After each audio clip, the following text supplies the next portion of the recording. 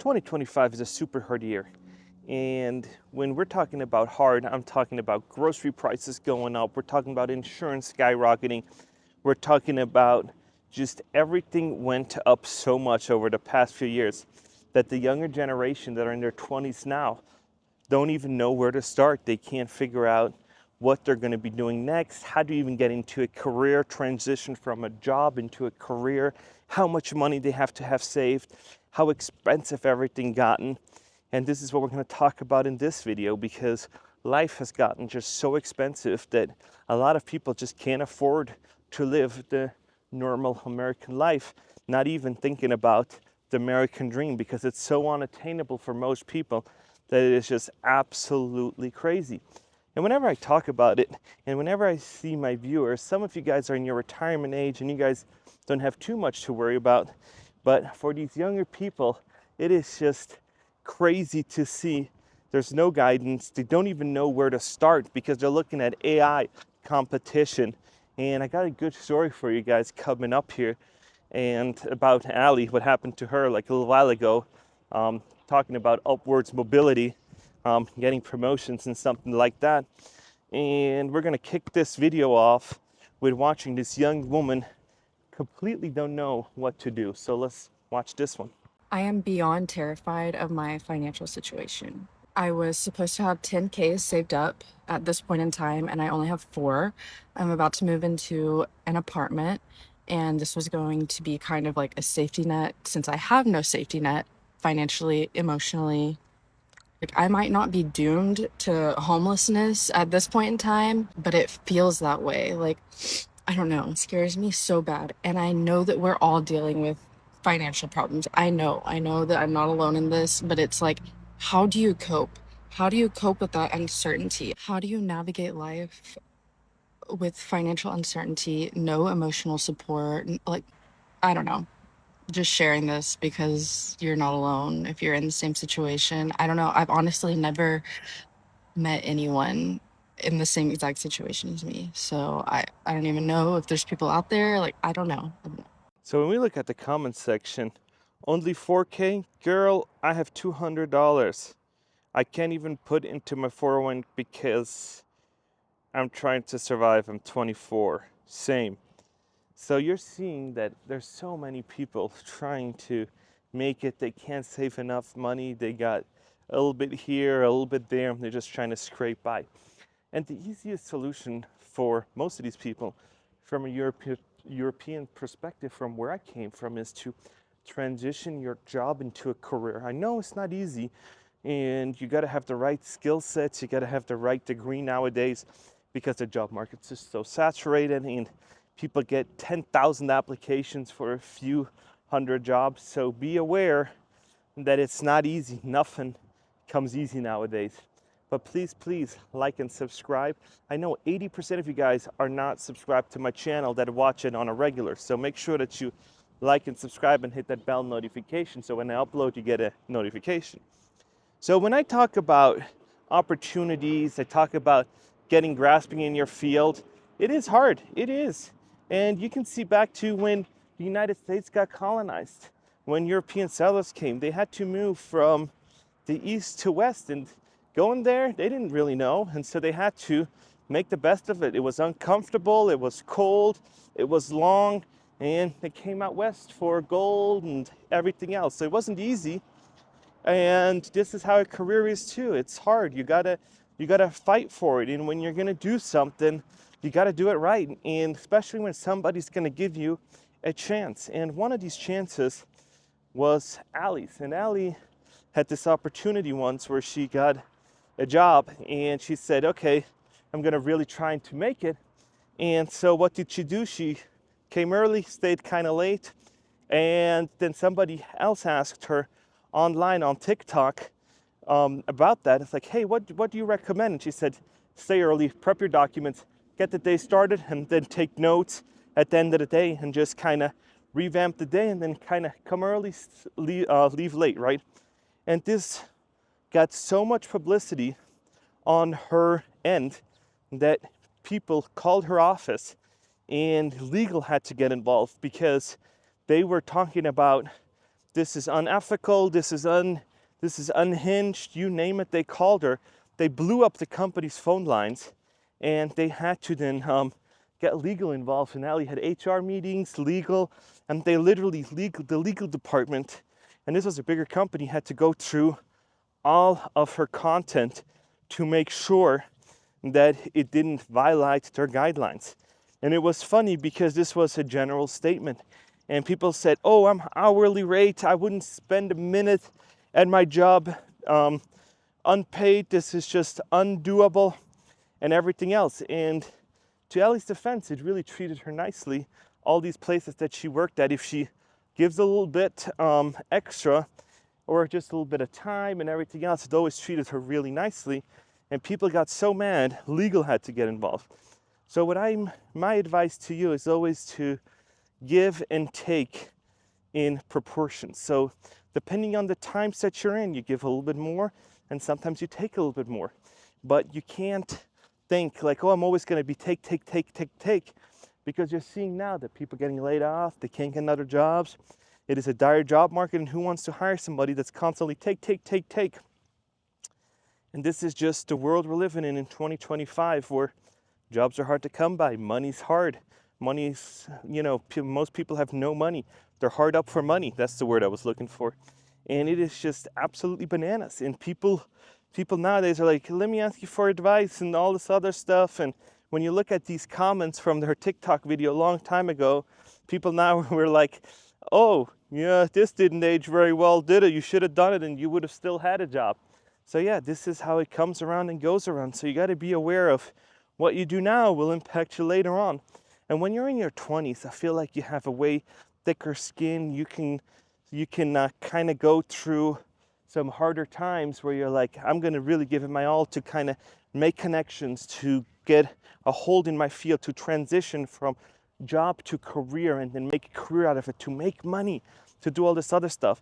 But if you're not going to have thick enough skin to do it, you don't want to do it, and then you're 49, 48, and you're kind of broke again, and then I'm like, man, you got to use those opportunities that were passed on to you, but you got to put yourself in the right mindset, and you got to do the right thing, because if not, you're going to end up like this person. Let's watch this video. Hi, I filed bankruptcy 5.5 years ago, and I'm back in debt again. I have $95,000 worth of debt. I have the numbers here. $45,000 is cars. I have 2 cars, 2 Kias. $18,368,000 is loans, not student loans, personal loans. And then the rest is credit card debt. $31,604 in credit card debt between me and my husband. Yeah, we're in a crap ton of trouble. That's ridiculous. We did not learn our lesson the first time, and we put ourselves in this situation again. So I'm here for accountability and to show me paying our debt off. Yeah. Let's do this crap. She's in debt again 5 years later, didn't learn her lesson, and she's back wrecking it all up. And now I'm asking you, when you first saw her face, what did you think? Did you think she was going to be balling out of control at the grocery store? She looked like an average person to me. And so for all these people that always say, my economy's great, I live right over here and my area is booming.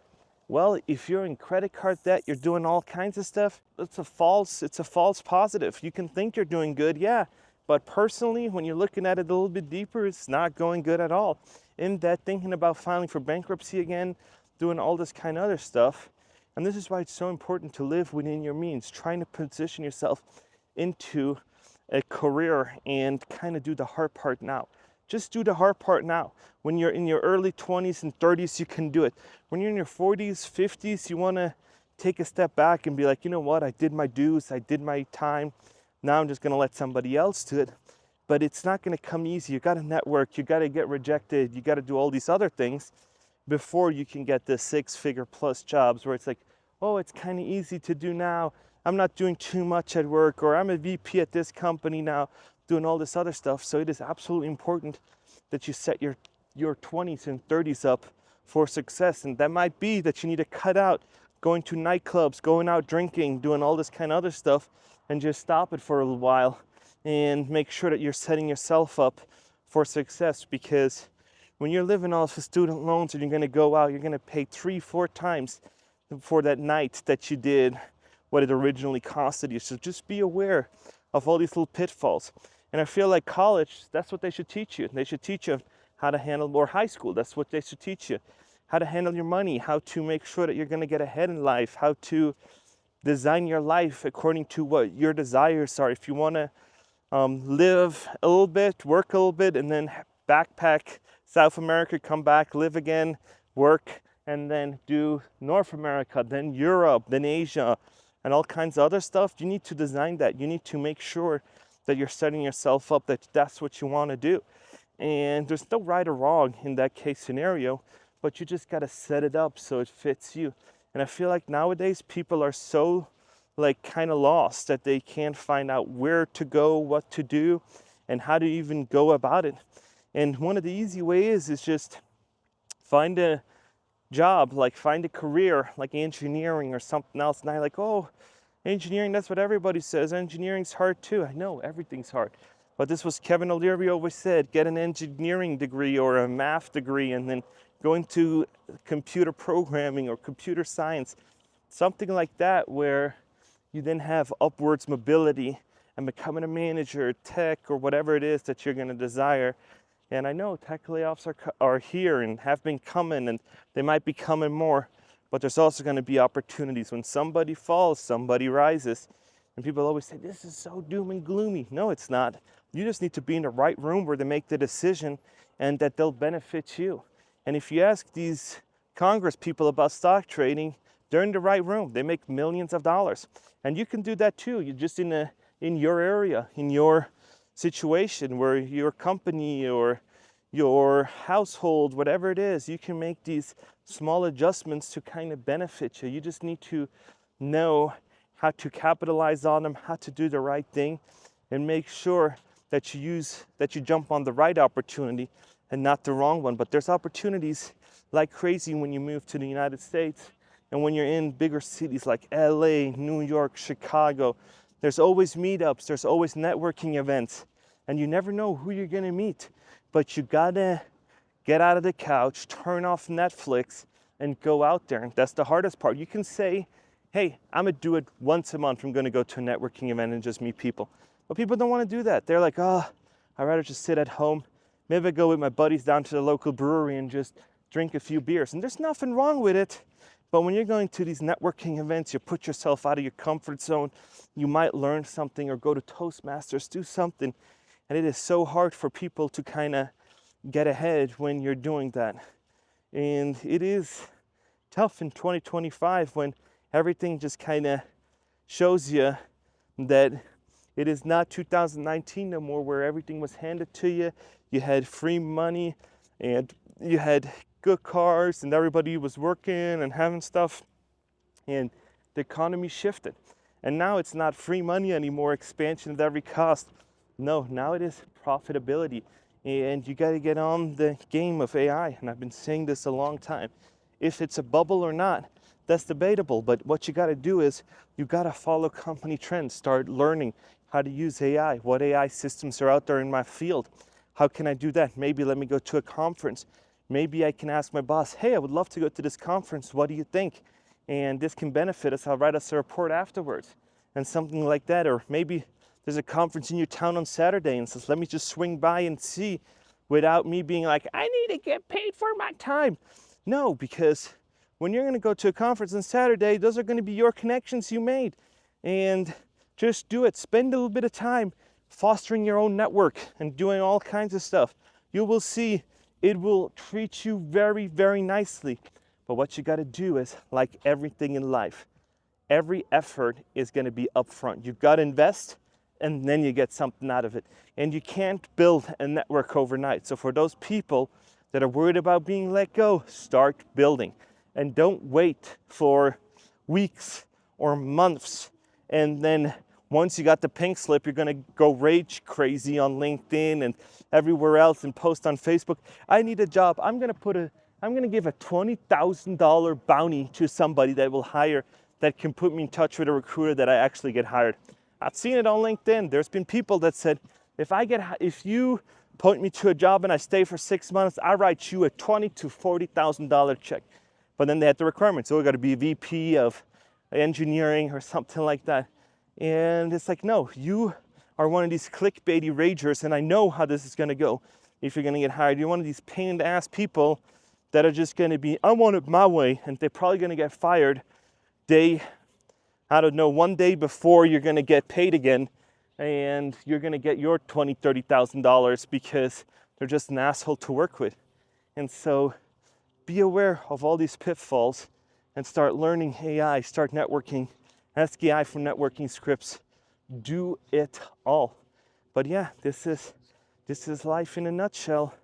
You gotta do the extracurricular activities, and you gotta do the stuff. You gotta dress to impress. I've always been saying, get my starter pack, and that is Atomic Habits. You can download it from Audible and do whatever, and get an AI subscription and learn how to use AI. Learn how to ask questions and how to do better and how can you integrate it and do all kind of that and boost your effort and boost your productivity and all that kind of stuff. And you will see the fruits of your labor down the road. But don't think you're going to start today that you're going to get something by Friday. It doesn't work like that. You're going to put in 10 minutes a day, and then in a year from now, you will see there's opportunities knocking, and you're going to be so blinded by them that you don't even know what to pick. But 10 minutes a day now will ease your life in a year from now. And I've been getting people messages. Somebody messaged me and said, I need a mentorship, and I need this. And it's like, okay, you haven't done anything I've asked you to do, and now you're still probably a cashier with a bachelor's or a master's in mathematics, and you're still doing what you've been doing. So you didn't want to get help. So stop crying online and asking for mentors if you're not going to do the stuff that's going to be required for you to be successful. You think I want to be here walking in the sun where it's hot out?